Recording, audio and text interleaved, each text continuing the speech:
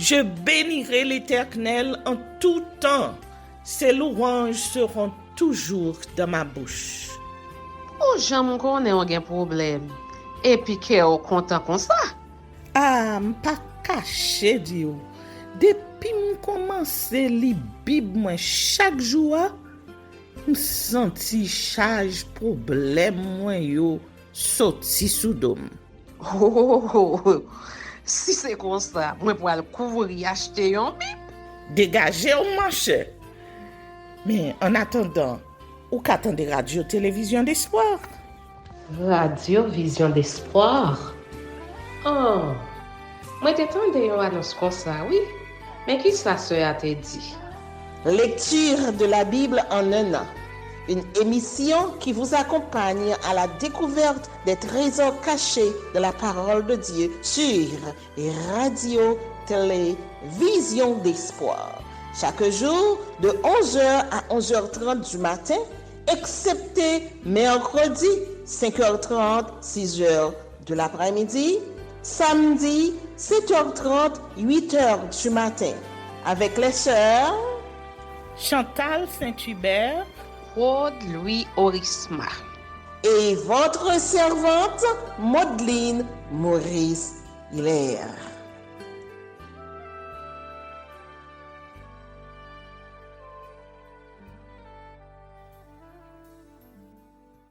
Saint-Esprit de Dieu, fais-nous la grâce de jouir de ta présence durant cette lecture qui enseigne, convainc, corrige, instruit et qui sauve. Au nom de Jésus. Amen. Exode, chapitre 40. L'Éternel parla à Moïse et dit: Le premier jour du premier mois, tu dresseras le tabernacle, la tente d'assignation. Tu y placeras l'arche du témoignage et tu couvriras l'arche avec le voile. Tu apporteras la table et tu la disposeras en ordre. Tu apporteras le chandelier et tu en arrangeras les lampes. Tu placeras l'autel d'or pour le parfum devant l'arche du témoignage et tu mettras le rideau à l'entrée du tabernacle. Tu placeras l'autel des holocaustes devant l'entrée du tabernacle de la tente d'assignation. Tu placeras la cuve entre la tente d'assignation et l'autel et tu y mettras de l'eau. Tu placeras le parvis alentour et tu mettras le rideau à la porte du parvis.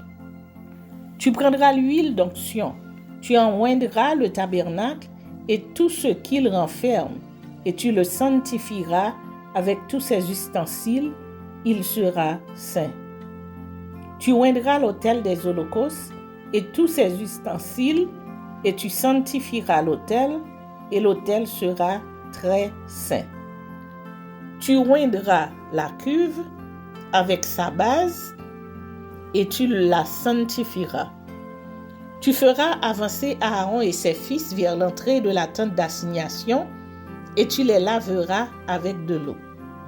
Tu revêtiras Aaron des vêtements sacrés, tu l'oindras, et tu le sanctifieras pour qu'il soit à mon service dans le sacerdoce. Tu feras approcher ses fils, tu les revêtiras des tuniques, et tu les oindras comme tu auras oint leur père, pour qu'ils soient à mon service dans le sacerdoce. Cette onction leur assurera à perpétuité le sacerdoce parmi leurs descendants. Moïse fit tout ce que l'Éternel lui avait ordonné. Il fit ainsi. Le premier jour du premier mois de la seconde année, le tabernacle fut dressé. Moïse dressa le tabernacle. Il en posa les bases, plaça les planches et les barres et éleva les colonnes. Il étendit la tente sur le tabernacle et il mit la couverture de la tente par-dessus, comme l'Éternel l'avait ordonné à Moïse. Il prit le témoignage et le plaça dans l'arche. Il mit les barres à l'arche et il posa le propitiatoire au-dessus de l'arche. Il apporta l'arche dans le tabernacle, il mit le voile de séparation et il en couvrit l'arche du témoignage comme l'Éternel l'avait ordonné à Moïse. Il plaça la table dans la tente d'assignation au côté septentrional du tabernacle en dehors du voile. Et il y déposa en ordre les pains devant l'Éternel, comme l'Éternel l'avait ordonné à Moïse. Il plaça le chandelier dans la tente d'assignation en face de la table au côté méridional du tabernacle, et il en arrangea les lampes devant l'Éternel, comme l'Éternel l'avait ordonné à Moïse. Il plaça l'autel d'or dans la tente d'assignation devant le voile. Il y fit brûler le parfum odoriférant comme l'Éternel l'avait ordonné à Moïse. Il plaça le rideau à l'entrée du tabernacle. Il plaça l'autel des holocaustes à l'entrée du tabernacle de la tente d'assignation et il y offrit l'holocauste et l'offrande comme l'Éternel l'avait ordonné à Moïse. Il plaça la cuve entre la tente d'assignation et l'autel et il y mit de l'eau pour les ablutions. Moïse, Aaron et ses fils s'y lavèrent les mains et les pieds. Lorsqu'ils entrèrent dans la tente d'assignation et qu'ils s'approchèrent de l'autel, ils se lavèrent comme l'Éternel l'avait ordonné à Moïse. Il dressa le parvis autour du tabernacle et de l'autel, et il y mit le rideau de la porte du parvis. Ce fut ainsi que Moïse acheva l'ouvrage. La gloire de l'Éternel. Alors la nuée couvrit la tente d'assignation, et la gloire de l'Éternel remplit le tabernacle. Moïse ne pouvait pas entrer dans la tente d'assignation parce que la nuée restait dessus et que la gloire de l'Éternel remplissait le tabernacle. Aussi longtemps que durèrent leurs marches, les enfants d'Israël partaient quand la nuée s'élevait de dessus le tabernacle. Et quand la nuée ne s'élevait pas, ils ne partaient pas jusqu'à ce qu'elle s'élevât. La nuée de l'Éternel était de jour sur le tabernacle, et de nuit, il y avait un feu aux yeux de toute la maison d'Israël pendant toute leur marche. Introduction au livre de Lévitique. Le terme lévitique dérive de la tribu sacerdotale de Lévi, sans territoire qui lui soit propre, chargé de veiller à la mise en pratique de toutes les lois divines dans les autres tribus d'Israël. Ce livre a été éclipsé dans la tradition chrétienne par la richesse narrative de la Genèse et de l'Exode. Les lois qui le composent auraient été données au Sinaï en l'espace d'1 mois et 20 jours au début de la 2e année à compter de la sortie d'Égypte. Les chapitres 1 à 7 décrivent les différents types de sacrifices ainsi que toutes leurs règles.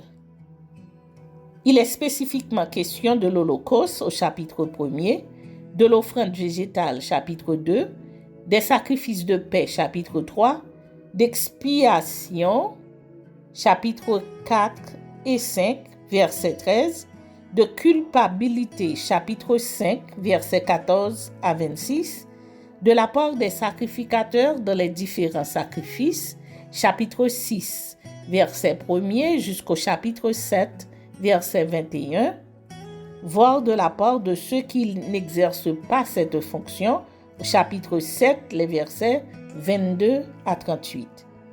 Les chapitres 8 à 10 parlent de l'investiture des premiers prêtres, à savoir Aaron et ses fils au chapitre 8, de leur premier sacrifice offert chapitre 9 et les précisions concernant le sacerdoce. Malheureusement, dès le début de leur ministère, 2 jeunes sacrificateurs sont châtiés, chapitre 10, les versets 1 à 7, et les autres se voient interdire l'alcool avant d'entrer dans le tabernacle, chapitre 10, versets 8 à 11.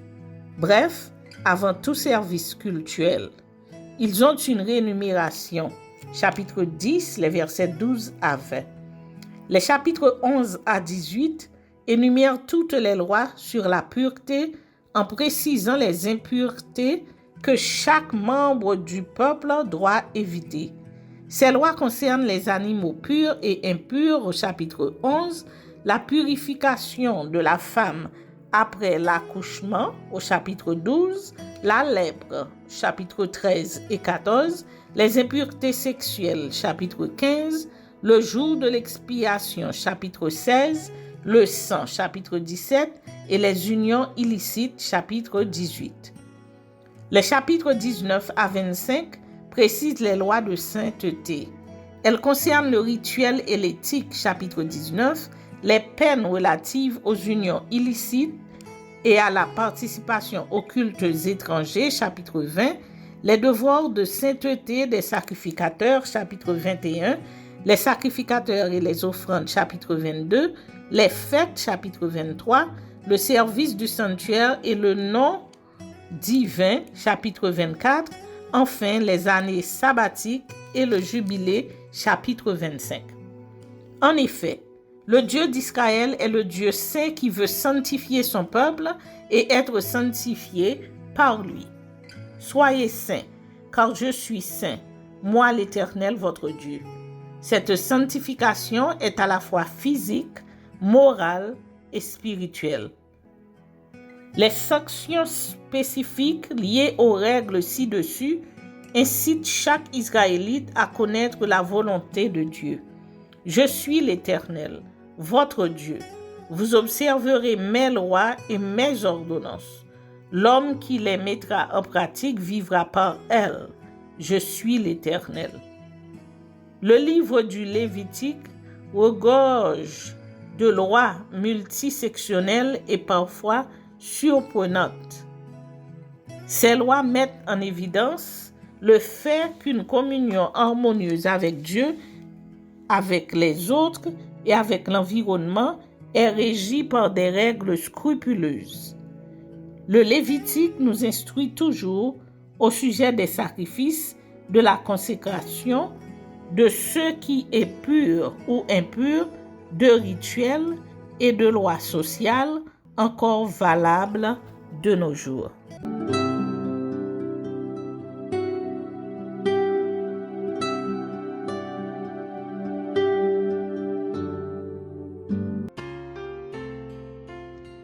Psaume chapitre 113. Louez l'Éternel. Serviteurs de l'Éternel, louez. Louez le nom de l'Éternel. Que le nom de l'Éternel soit béni dès maintenant et à jamais. Du lever du soleil jusqu'à son couchant, que le nom de l'Éternel soit célébré. L'Éternel est élevé au-dessus de toutes les nations. Sa gloire est au-dessus des cieux. Qui est semblable à l'Éternel notre Dieu? Il a sa demeure en haut. Il abaisse les regards sur les cieux et sur la terre. De la poussière, il retire le pauvre. Du fumier, il relève l'indigent pour les faire asseoir avec les grands de son peuple. Il donne une maison à celle qui était stérile. Il en fait une mère joyeuse au milieu de ses enfants. Louez l'Éternel. Amen. Psaume chapitre 114. Quand Israël sortit d'Égypte, quand la maison de Jacob s'éloigna d'un peuple barbare, Juda devint son sanctuaire, Israël fut son domaine. La mer le vit et s'enfuit, le Jourdain retourna en arrière, les montagnes sautèrent comme des béliers, les collines comme des agneaux. Qu'as-tu, mer, pour t'enfuir? Jourdain pour retourner en arrière? Qu'avez-vous, montagne, pour sauter comme des béliers, et vous, collines, comme des agneaux? Tremble devant le Seigneur, ô terre, devant le Dieu de Jacob, qui change le rocher en étang, le roc en source d'eau. Amen. Psaume chapitre 115. Non pas à nous, Éternel, non pas à nous, mais à ton nom donne gloire à cause de ta bonté, à cause de ta fidélité. Pourquoi les nations diraient-elles, où donc est leur Dieu? Notre Dieu est au ciel, il fait tout ce qu'il veut. Leurs idoles sont de l'argent et de l'or, elles sont l'ouvrage de la main des hommes. Elles ont une bouche et ne parlent point, elles ont des yeux et ne voient point. Elles ont des oreilles et n'entendent point, elles ont un nez et ne sentent point. Elles ont des mains et ne touchent point, des pieds et ne marchent point. Elles ne produisent aucun son dans leur gosier. Ils leur ressemblent en ceux qui les fabriquent, tous ceux qui se confient en elles. Israël, confie-toi en l'Éternel. Il est leur secours et leur bouclier. Maison d'Aaron, confie-toi en l'Éternel. Il est leur secours et leur bouclier. Vous qui craignez l'Éternel, confiez-vous en l'Éternel. Il est leur secours et leur bouclier. L'Éternel se souvient de nous, il bénira. Il bénira la maison d'Israël, il bénira la maison d'Aaron, il bénira ceux qui craignent l'Éternel, les petits et les grands. L'Éternel vous multipliera ses faveurs à vous et à vos enfants. Soyez bénis par l'Éternel qui a fait les cieux et la terre. Les cieux sont les cieux de l'Éternel, mais il a donné la terre au Fils de l'homme. Ce ne sont pas les morts qui célèbrent l'Éternel, ce n'est aucun de ceux qui descendent dans le lieu du silence. Mais nous bénirons l'Éternel dès maintenant et à jamais. Louez l'Éternel. Amen. Mais nous bénirons l'Éternel dès maintenant et à jamais. Louez l'Éternel. Amen.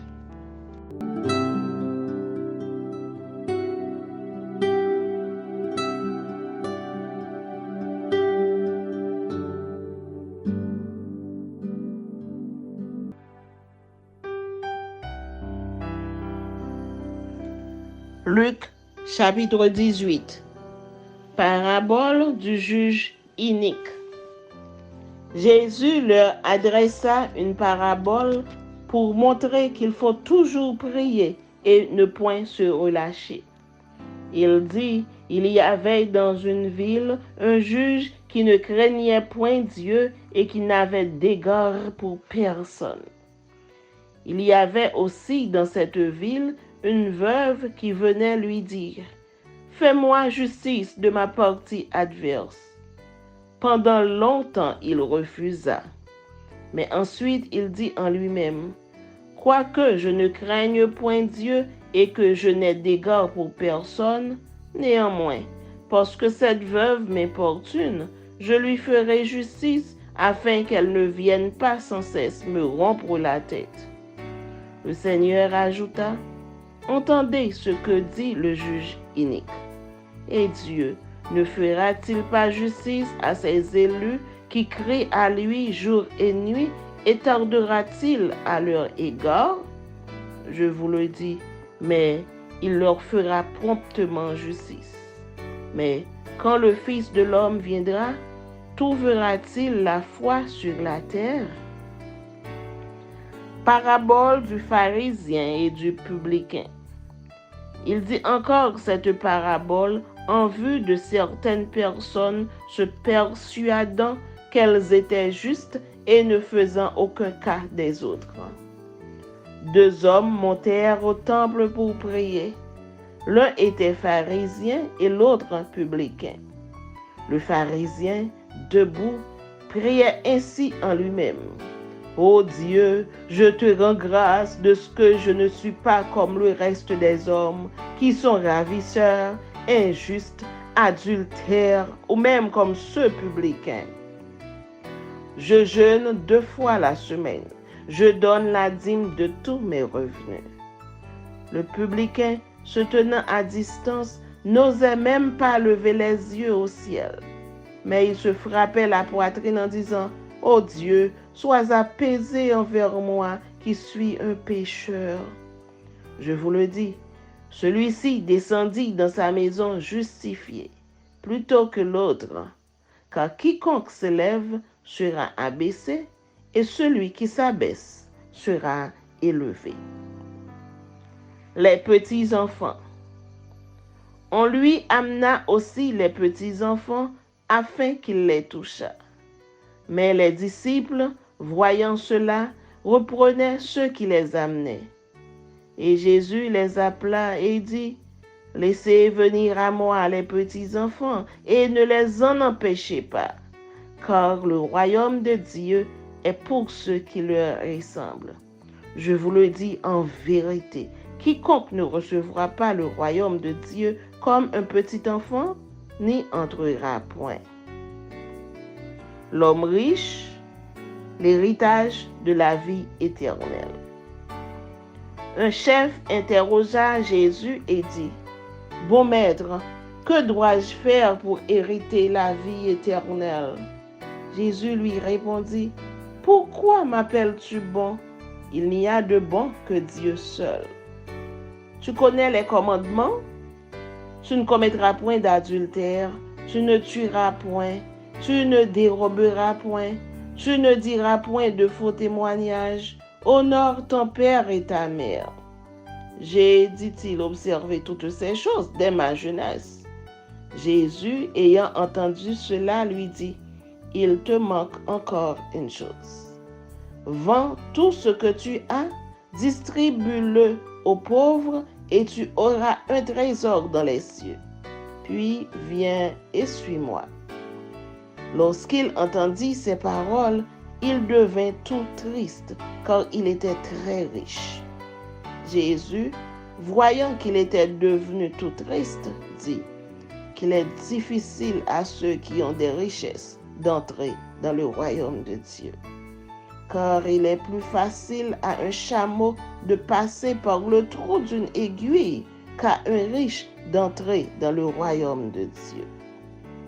Ceux qui l'écoutaient dirent, « Et qui peut être sauvé? » Jésus répondit, « Ce qui est impossible aux hommes est possible à Dieu. » Pierre dit alors, « Voici, nous avons tout quitté et nous t'avons suivi. » Et Jésus leur dit, « Je vous le dis en vérité, il n'est personne qui, ayant quitté à cause du royaume de Dieu, sa maison, ou sa femme, ou ses frères, ou ses parents, ou ses enfants, ne reçoivent beaucoup plus dans ce siècle-ci et dans le siècle à venir la vie éternelle. » Jésus annonce sa mort et sa résurrection.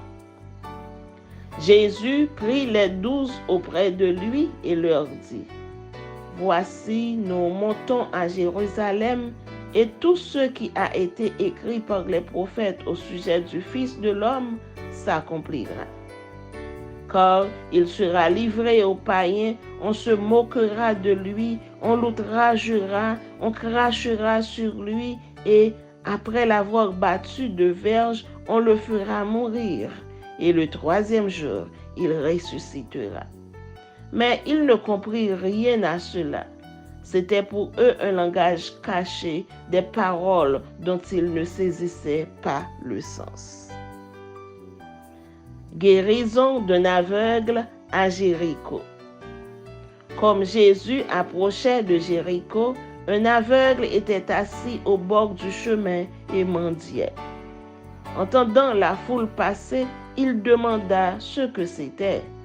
On lui dit, « C'est Jésus de Nazareth qui passe. » Et il cria, « Jésus, fils de David, aie pitié de moi. » Ceux qui marchaient devant le reprenaient pour le faire taire.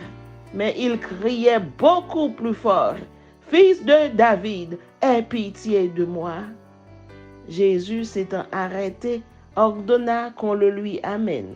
Et quand il se fut approché, il lui demanda, « Que veux-tu que je te fasse? » Il répondit, « Seigneur, que je recouvre la vue. » Et Jésus lui dit, « Recouvre la vue, ta foi t'a sauvé. » À l'instant, il recouvra la vue et suivit Jésus en glorifiant Dieu. Tout le peuple, voyant cela, loua Dieu.